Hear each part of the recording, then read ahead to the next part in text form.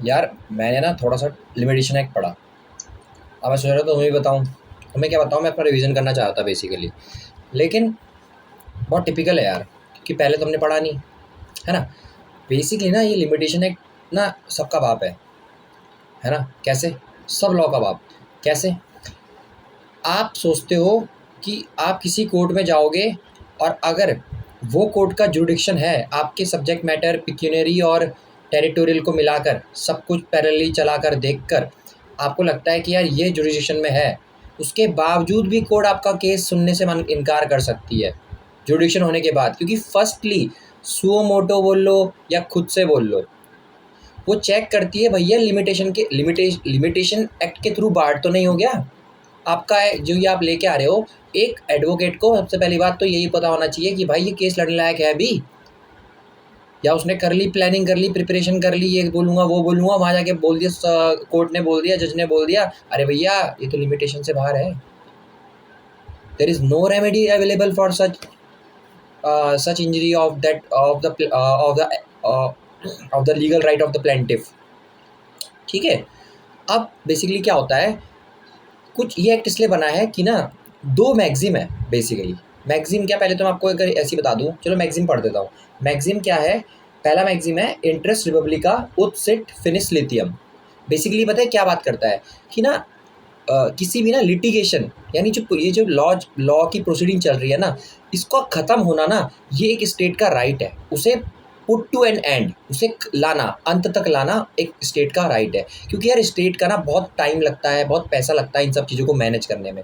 वो जुडिशरी को इसने फालतू काम करने के लिए नहीं बैठाया है कि कोई भी 50-100 साल पुराना अपना वो लेके आएगा कॉज ऑफ एक्शन और कहेगा अब लो मेरा केस लड़ो बैठ के, और फिर उसके पोते के पोते आएंगे, पोते के पोते आएंगे। और इसलिए तो ये क्यों बनाए हैं सेक्शन 11 रेस जुडिकाटा सीपीसी, क्यों बनाया कि बार बार एक ही चीज़ ना सुननी पड़े कोर्ट को। फ्रेश अपील्स आए, फ्रेश कोर्ट्स आए, फ्रेश केसेस आए, सिचुएशंस आए, ताकि कुछ सीखने को मिले और कुछ नए बदलाव आए समाज में। बेसिकली फालतू के घिसे पिटे केस ना, मेरी गाय चोरी होगी, मेरी साइकिल चोरी होगी, ये ना हो, ऐसा ना हो। ठीक है।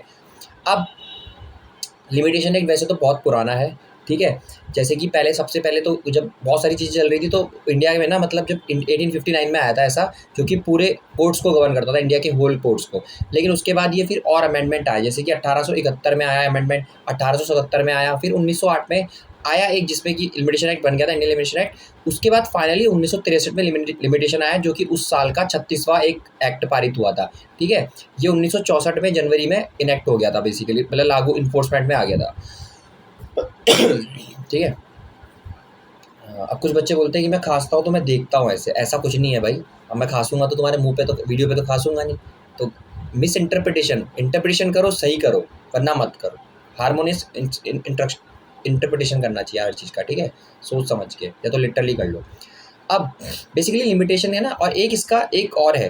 इसका बेसिकली क्या है कि मैं आपको हिंदी में बताता हूँ पहले तो, कि कोर्ट चाहती है, कोर्ट उसको कोर्ट क्या कहती है कि भाई हम उसको सुनेंगे, हम उसके प्रोसीडिंग को चालू करेंगे जो अपने राइट्स को लेके विजिलेंट है। विजिलेंट पढ़ते ना, विजिलेंट का सिविल विजिलेंस कमीशन है ना। तो बेसिकली क्या होता है कि जो अपने जागरूक है अपने राइट्स को लेके, ये नहीं कि जो सो रहा है उनके ऊपर, बेसिकली मतलब भूल गया, अरे चलो कल कर लूँगा, अरे यार अभी तो है, अगले साल जाऊँगा कोर्ट में, क्या हो गया कोर्ट तुमने बाप की है, ऐसे नहीं चलेगा। तो ये है इसका इसका एक लीगल मैक्सिम है, वेलेंटिबस नॉर डोमेंटिबस जुरा सब विनेंट। पढ़ना नहीं आया लेकिन आप समझ सकते हो, पढ़ोगे तो आप रिलेट कर लोगे। ठीक है। मैं इसको थोड़ा थोड़ा बता रहा हूँ, आप कुछ तो लिखो यार, लिमिटेशन एक्ट आ गया तो, है ना, क्योंकि आएगा, मुझे पूरा यकीन आएगा, है ना। अब बेसिकली ना इसके अंदर ना 32 सेक्शंस हैं और आपका 137 आर्टिकल्स है। 32 वाला रिपील हो गया बेसिकली, है ना। अब ये क्या बात करता है, ये बात करता है, एक पीरियड बताता है कि इस पीरियड के बाद आपका जब कॉज ऑफ एक्शन अराइज हो गया, उससे इस पीरियड के अंदर अंदर आपको अपना सूट फाइल करना है, वरना वो रेमेडी आपको अवेलेबल नहीं होगी। ये कहता है राइट अवेलेबल रहेगा, रेमेडी अवेलेबल नहीं रहेगी। मतलब आपको कोर्ट कोई मदद नहीं करेगा। मान लो आपसे मैंने पैसे लिए, ठीक है, और अब मान लो ये कुछ ऐसा एज्यूम करते हैं कि 3 साल था कि मैंने आपको कहा कि ना मैं आपके पैसे 1 साल में लौटा दूंगा। ठीक है। अब 1 साल में मैंने नहीं लौटाए। ठीक है। तो अब उससे 3 साल तक आपके पास एक राइट अवेलेबल था, रेमेडी अवेलेबल थी कि आप 3 साल तक कोर्ट में जा सकते हो सूट फाइल करने के लिए। आप नहीं गए कि दोस्त है चल दे देगा।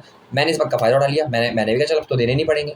ठीक है। अब क्या है, अब आप 3 साल बाद गए तो कोर्ट कह देगा नहीं भैया अब तो रेमेडी खत्म हो चुकी है, अब राइट है, आपके पैसे थे आपको मिलने चाहिए, वो दे दे तो ठीक, ना दे और वो देगा तो हम ये नहीं कहेंगे मत दे 3 साल हो गए भाई, हम उसे भी नहीं, मुझे भी नहीं रोकेगी कोर्ट आपके पैसे देने से, लेकिन मुझे फोर्स भी नहीं कर सकती, समझ रहे हो ना, आपकी सूट नहीं सुनेगी, दैट्स इट। और बेसिकली इसमें यही है कि भाई अगर देखो कि ना कुछ चीज़ें हैं, कुछ कंडीशंस है कि कब आप मतलब आप इसका लीवरेज ले सकते हो बेसिकली। जैसे आप ना कहीं से एप्लीकेशन फाइल करते हो किसके लिए, अपील करते हो बेसिकली, तो ना जो उस टाइम लगता है ना एक कोर्ट का जजमेंट आने से लेके उस अपील तक के बीच का जो जजमेंट आने का टाइम है, उन दिनों को आप एक्सक्लूड कर सकते हो बेसिकली, है ना। अब मान लो किसी दिन क्या हुआ, आपको 3 साल का पीरियड था, अब आखिरी दिन आप जा रहे थे, उस दिन कोर्ट की वर्किंग डे में हॉलीडे था, अब आप कर ही नहीं सकते हो, जो चीज़ इम्पॉसिबल है आप वो कैसे कर दोगे, कोर्ट थोड़ी खुलवा दोगे, आपके बाप की थोड़ी है कोर्ट। तो सिंपल सी बात है, यहाँ पर क्या होगा कि कोर्ट आपको एक लीवरेज देगा, वो डे आपका एक ऐड हो जाएगा बेसिकली, उसमें लिमिटेशन में ऐड हो जाएगा। अब जैसे मान लो आप माइनर हो, है ना, कुछ केसेस है आप माइनर हो, आप ल्यूनेटिक हो, आप इडियट हो, है ना, आप नहीं, मैं इडियट हूँ, मैं ल्यूनेटिक हूँ, मैं माइनर हूँ, तो मेरे पास क्या है, जब तक मैं उस सही कंडीशन में नहीं जाता, यानी माइनर हूँ तो मेजर नहीं जाता, तब मेरा लिमिटेशन पीरियड बार वो स्टार्ट होएगा, लिमिटेशन का जो बार आएगा उसके उस दिन से जिस दिन से मैं मेजर हो जाऊँगा।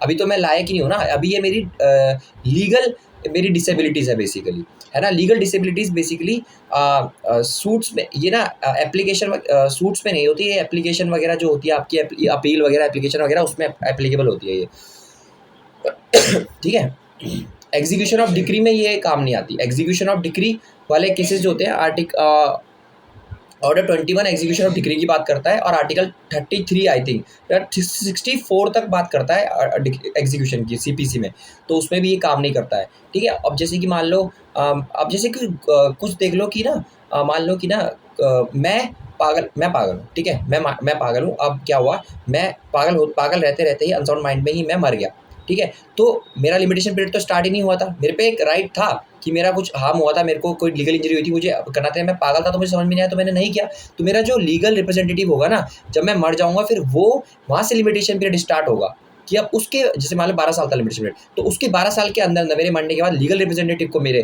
परिवार वालों होंगे उनको केस लड़ना होगा उस पर्टिकुलर, वो भी अगर मान लो उनमें से भी कोई अनसाउंड माइंड निकल गया या कोई माइनर है बेसिकली, अब मेरे भाई था माइनर है, तो वो क्या करेगा, उस पर भी सेम चलेगा, उसका भी सेम चलेगा, वो मेजर हो जाएगा तब, अब मेजर से पहले अगर वो निकल लिया तो भैया फिर से वही चलेगा कंटिन्यू उसका लीगल रिप्रेजेंटेटिव, ये इस तरह से एक लीवरेज दे रखा है, ठीक है।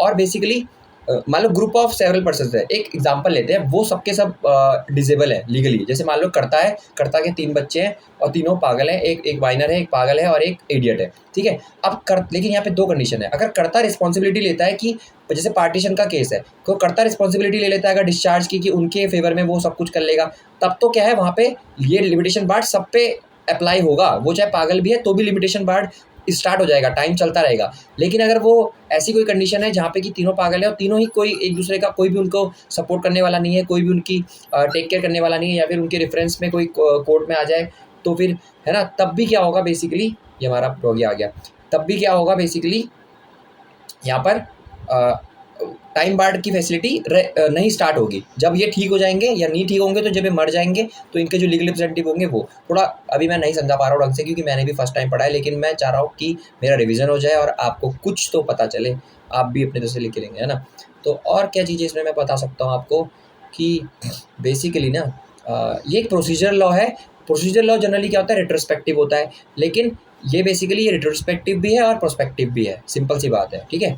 और आपका ये एक एग्जॉस्टिव लॉ है, इसको कोई एनालॉजी यानी कि रीजनिंग लगा के चेंज नहीं कर सकते आप लिमिटेशन पीरियड, अगर लिमिटेशन पीरियड खत्म हो गया तो फिर खत्म हो गया, कोई फिर आपकी सुनवाई नहीं होगी, है ना। और क्या इसमें मैं बता सकता हूँ आपको, मेरे को याद नहीं आ रहा एक्चुअली, मैं सही बताऊँ तो ना। हाँ अच्छा, देखो कुछ केसेस है जैसे कि पॉपर होता है जो कि जो मतलब गरीब होता है जिस पे केस लड़ने के पैसे नहीं होते ना, उसको भी एक रियायत होती है कि वो जब वो ना कोर्ट से अपील करता है कि लीव मांगता है, लीव ऑफ द कोर्ट, यानी कोर्ट की रिक्वेस्ट पे कोर्ट जब हामी भर दे तो उसका केस लड़ा जाए, तो वो जो पीरियड होता है ना जब तक उसने एप्लीकेशन फाइल करा है, वहाँ पर भी लिमिटेशन पीरियड को बार्ड होता है, क्योंकि यार उसमें पैसे नहीं है, वो तो बेचारा पहली परेशान है, तो उस पर लिमिटेशन बार्ड लगा के क्यों परेशान करना, तो जब वो पूरा कोर्ट उसको अलाउ कर दे केस लड़ने के लिए उसका, तब भाई इतना ही है, 10 मिनट हो गए और मैं शायद ज़्यादा टाइम ले लिया, वैल्यू मैंने कुछ आउटपुट नहीं दिया तो मुझे बड़ा बुरा लग रहा है, लेकिन चलो थैंक यू सो मच।